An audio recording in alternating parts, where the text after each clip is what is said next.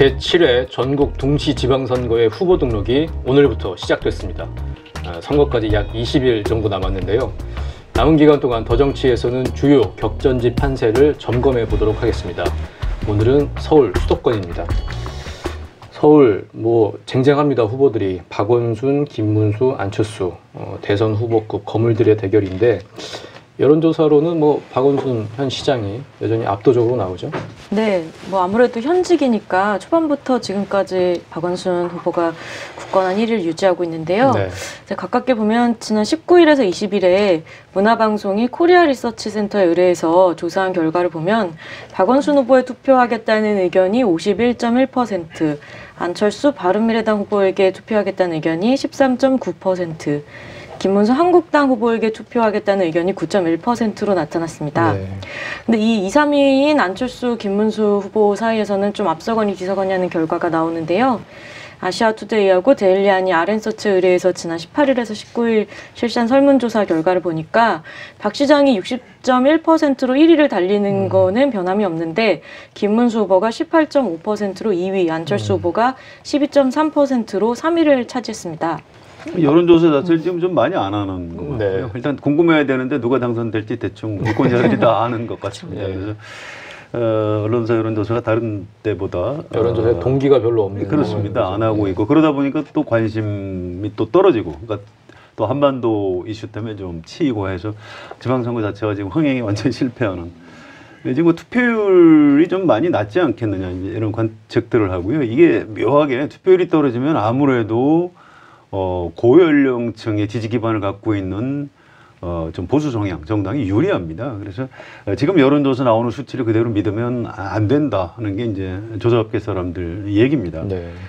지난 대선 때 누구를 찍었느냐 이렇게 물어보면 안철수, 홍준표를 찍었던 사람들은 굉장히 비율이 낮게 나옵니다. 그리고 문재인 대통령을 찍었다는 사람들은 높게 나오고 실제 득표율보다 그렇습니다. 실제 네네. 득표율 우리가 대략 아는 수치가 있죠. 문재인 대통령 한 40% 네. 정도 넘었는데 지금 이런 응답을 받아보면 한 50%가 좀 넘게 그러니까 그 과대표 된다고 그러죠. 그런 현상이 있기 때문에 지금 이 숫자를 그대로 믿으면 안 된다는 전제하에 우리가 좀 얘기를 해야 될 것 네. 같고요. 저는 그 월간 중앙에서 타임 리서치에 의뢰해서 5월 13, 14일에 한 조사 를 봤습니다. 그랬더니 박원순 56.4 엄청나죠? 김문수 23.5, 안철수 12.7, 김종민 2.1 이런 순서고요.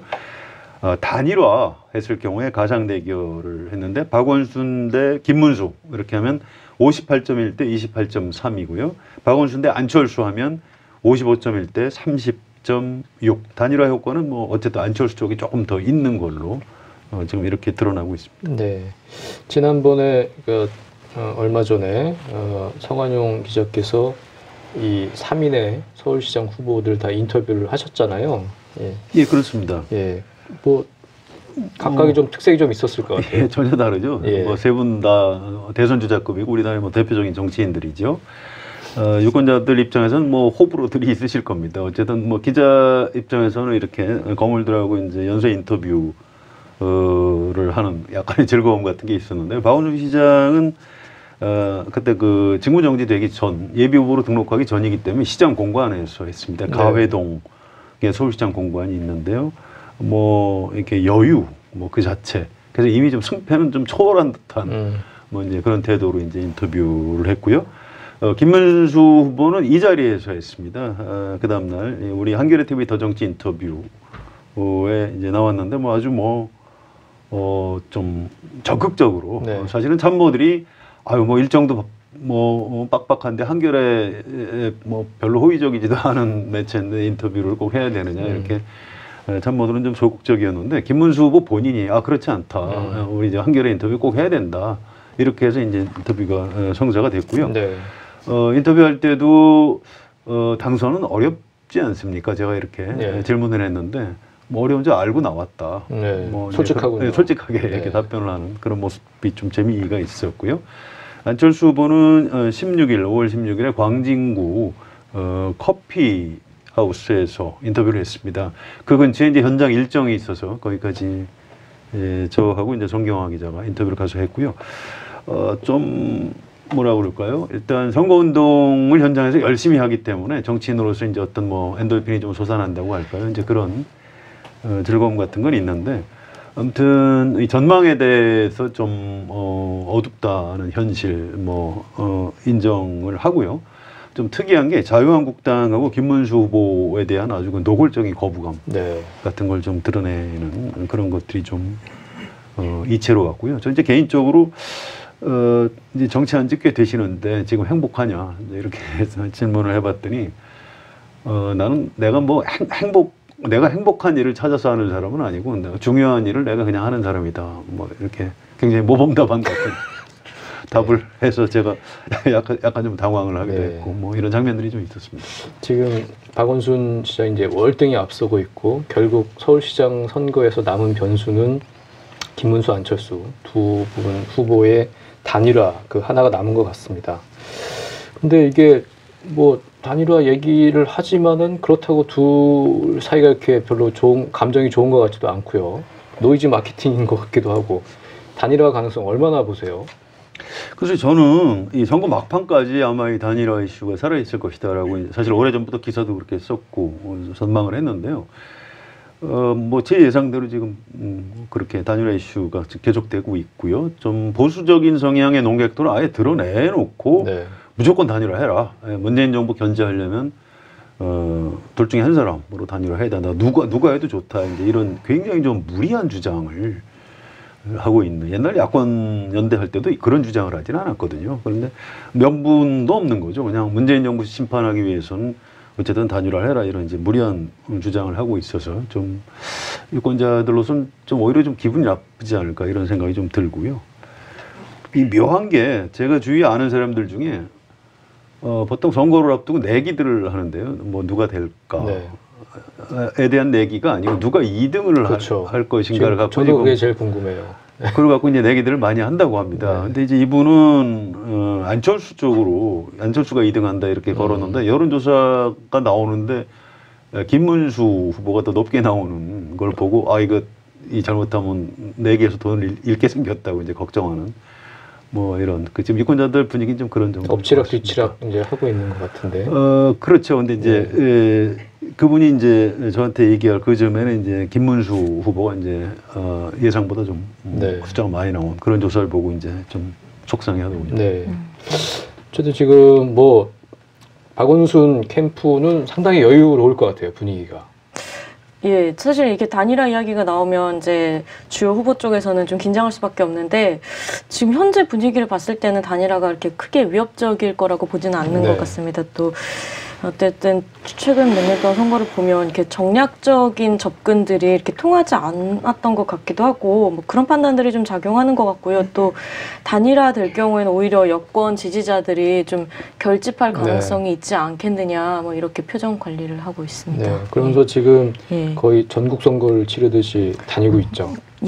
뭐 지난 18일 전후에서는 뭐 광주 이용섭 후보 그리고 김영록 후보 전남의 김영록 후보 그리고 오늘 같은 경우에 이제 김경수 후보를 찾아서 경남을 방문을 하면서 뭐 정책 협약식들을 계속 하고 있는데요.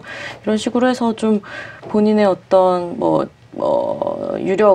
이제 여권의 유력 정치인으로서의 자리매김 뭐 이런 부분도 좀 하는 효과도 있고 한 것 같습니다. 그러니까 일단은 서울에서 사실은 굉장히 안전하다고 생각하기 때문에 이렇게 전국을 돌 수 있는 여유도 있는 거겠죠. 네. 그렇기도 하고요. 사실은 서울시장 후보들이 선거운동을 꼭 서울에서만 하지는 않습니다.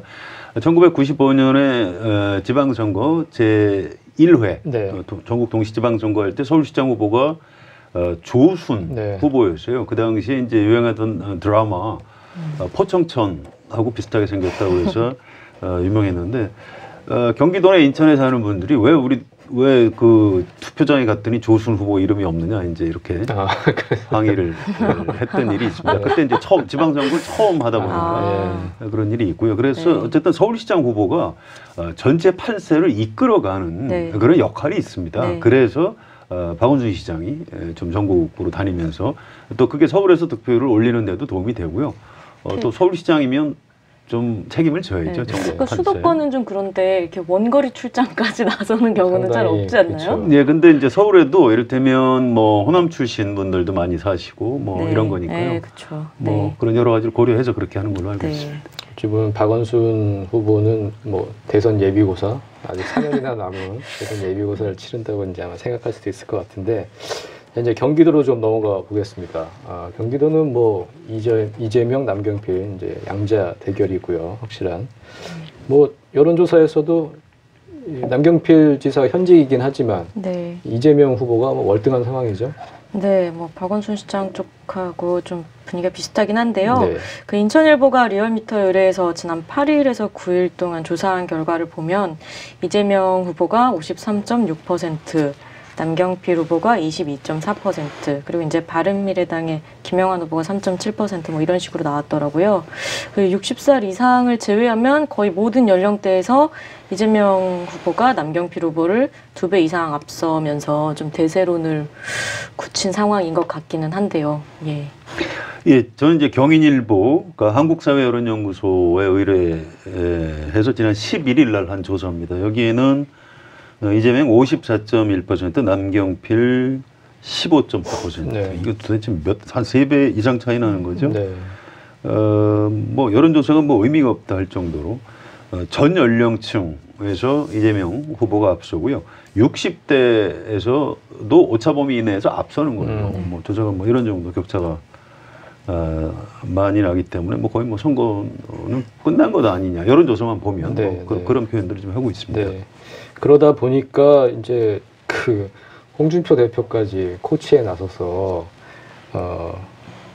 이재명 후보의 좀 네거티브를 좀 해라. 남경필 지사한테 뭐 이렇게 해서 이재명 후보가 형님과 형수한테 욕설을 한 그 녹취가 있는데 그걸 까라. 뭐 이런 식으로 해서 남경필 후보가 이제 네거티브 캠페인을 했어요. 근데 그게 별로 이렇게 효과가 없었죠? 네, 그 남경필 후보가 좀 갑자기 지난 13일에 긴급 기자회견을 열어서 네.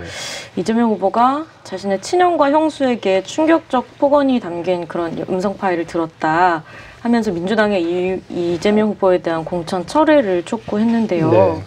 이 네거티브 공세에도 불구하고 사실 이 욕설 녹취가 이미 2014년 대선 때 지방선거 지금 때도 나왔고 예, 예, 지난 대선 나오고. 때도 네. 민주당 경선에서 불거졌기 때문에 사실 큰 효과를 좀 거두기는 어려웠던 것 같아요. 네. 그리고 사실 좀 어느 정도 소명이 된 사안이기도 네. 하거든요. 뭐 녹취를 직접 들어본 분들은 상당한 충격을 받기는 하는데요. 뭐 약간 굉장히 수위가 높기 때문에 네. 하지만 이 맥락상 이 후보의 형님이 어머님을 욕하면서 그 욕설을 한 내용을 이 후보가 다시 언급하는 과정에서 그 욕설 표현에 대해 네. 항의한 것이기 때문에 사실은 맥락을 전체를 들으면 폐륜적인 욕설이라고 보기는 좀 어려운 거죠. 오히려 형님의 이제 폐륜적인 그런 행태를 지적하는 내용이었던 건데 네. 그래서 사실은 이제 일반 유권자들이나 SNS 상에서는 이 친형과의 사이가 틀어진 것이 되게 불행한 가족사인데 사실은 남경필 후보도 이제 가족사와 관련해서 좀 감추고 싶은 부분들이 네. 있지 않느냐. 네. 그런데 이렇게 남의 가족사를 공격하는 것은 별로 보기 좋지 않다. 뭐 약간 이런 분위기가 좀 강한 것 같습니다. 네. 경기도 쪽에서도 네. 그렇고요. 아무튼 뭐 이재명 후보한테 악재는 맞는데요. 이게 일단 좀 시효가 떨어진 그런 사안이고 이재명 후보가 대응을 잘하는 것 같아요. 왜냐하면 이유여하를 막론하고 가족한테 폭언을 한 거는 잘못됐다라고 일단 사과부터 하고 설명을 하고 있습니다. 또 설명을 조금만 들어보면 동생이 성남시장이 됐으니까 어떻게 이권에 좀 개입하려고 형님이 그러다가 동생과 뭐 부모님하고 사이가 나빠졌고 뭐 그런 배경이 그렇게 어렵지 않습니다. 네. 이 돌아가신 형님이 박사모 박근혜를 네. 사랑하는 모임의 성남 지부장을 하셨던 분이고요. 네. 그 전에 또 약간 그런 어떤 비리에 연루된 그런 흔적들도 다 남아 있습니다. 그래서 욕은 잘못했지만 오죽하면 욕을 했겠느냐. 뭐 이런 설명으로서 이제 상당히 상쇄가 되는 것 같고요. 사실은 남경필 후보한테 좀 실망하는 사람들이 많습니다. 예, 이게 저도 좀 의아하더라고요. 그렇습니다. 이게 남경필 후보 이미지하고 안 맞아요. 네. 이분이 보수 중에서도 좀 합리적 보수, 개혁적 보수, 소장파 이런 걸 상징하던 사람인데 이런 그 네거티브를 들고 나오면서 또 자기의 그 가정사, 방송에서 얘기하기 좀 곤란한 대목입니다만 그것도 이제 다시 부각이 되고 결과적으로는 저는 뭐 거의 효과를 보지 못하고 실망만 안겨줬다 네. 이렇게 평가하고 싶습니다. 그러니까 지더라도 잘 져야 하는 그렇습니다. 그런 상황이죠. 그런 측면에서 남경필 후보가 좀 잘못한 거죠. 저도 네. 멋지게 져야 되는데 그렇죠. 네, 그렇습니다. 지금 또 이재명 후보 관련해서는 해경궁 김씨 논란. 예. 그러니까 부인이 이제 김혜경 씨죠. 네. 근데 HKKIM이라는 SNS 계정이 있었고 이게 이제 노무현 대통령을 비하를 한다든지 뭐 문재인 후보를 비판을 한다든지 뭐 이런 과거의 계정이 있어서 이게 이재명 후보와 관련이 있는 거 아니냐. 이게 상당히 이제 논란이 있었어요. 네. 이건 좀 어떻게 좀 진화가 됐나요? 지금 어떤 상황입니까? 이게 사실 이제 민주당 성향 지지자들, 그러니까 경선에 좀 불복하시는 분들이 네.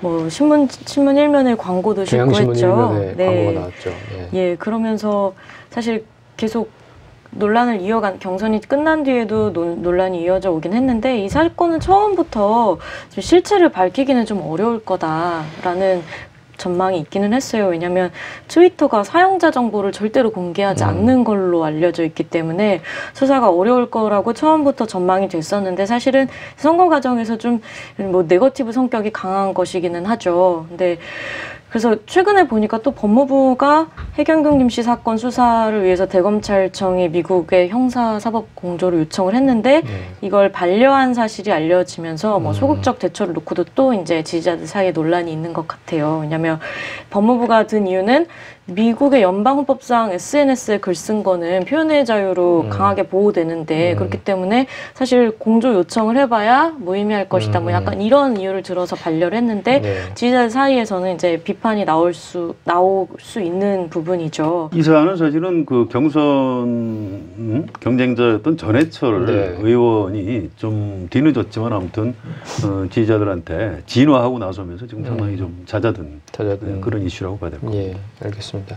이제 그러면 인천으로 넘어가 보겠습니다. 인천은 뭐 박남춘, 유정복 두 사람의 대결인데 박남춘 후보는 노무현 청와대 이제 인사수석이었던 지금 대표적인 이제 친문 정치인이고요. 유정복 시장이야 뭐 박근혜 대통령의 비서실장, 장관까지 했고요. 그런 이제 맞대결이어서 관심이 있는데 지금 여기도 박남춘 후보가 좀 앞서 나가고 있는 상황이죠. 예, 여론조사 결과만 보면 좀 많이 앞서 나가고 있긴 한데요. 그 인천일보가 리얼미터에 의뢰해서 지난 8일에서 9일 사이에 조사한 결과를 보면 박남춘 후보가 54.3%고 유정복 후보가 20.7% 뭐 그렇게 나오니까 사실 2배 이상 차이가 나는 상태긴 하고요.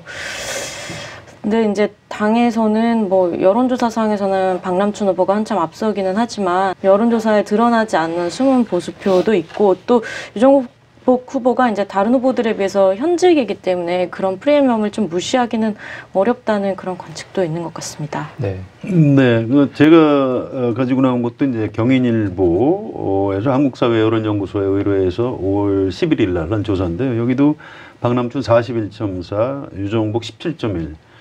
여기서도 뭐 압도적으로 2배 이상 차이가 납니다. 그런데 인천은 서울이나 경기에 비해서 아마 유정복 후보가 많이 간격을 좁힐 것이다 이런 관측이 많습니다. 실제로 인천에서 그렇게 어느 한 편이 크게 이긴 적이 별로 없고요.